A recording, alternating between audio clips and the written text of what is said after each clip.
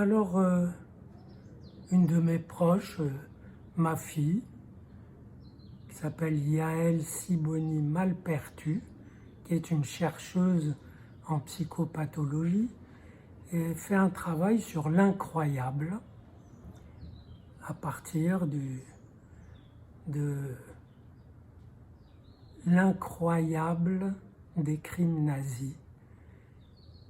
Elle a écrit un livre sur le traumatisme, se défaire du trauma. Un beau titre. Et donc, il y a une question qui se pose et qui se repose de temps en temps, qui est pourquoi les nazis, au dernier moment, s'activaient à effacer les traces des camps, les traces des morts. Mais pourquoi même ils ont arraché les derniers prisonniers des camps, les survivants, pour les emmener dans une marche forcée où ils mouraient et les uns après les autres. Et pourquoi ils ne les ont pas laissés là, tout simplement?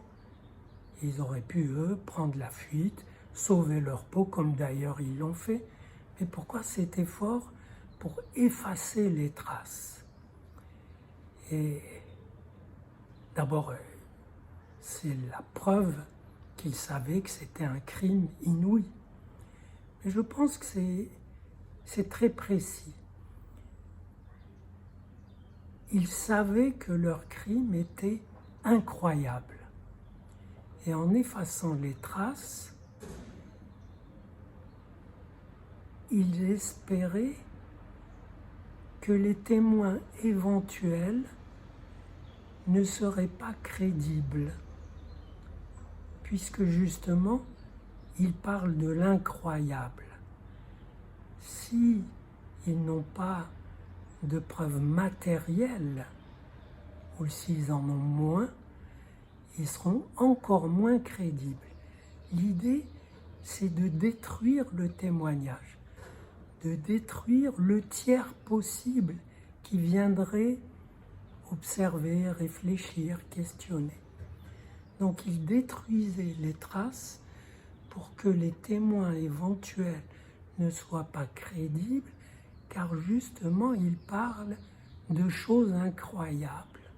Et comme d'ailleurs ils parlent de l'incroyable, ça les perturbe, parfois ça les émeut, ils peuvent se tromper de chiffres, ils peuvent dire oui, là il y avait trois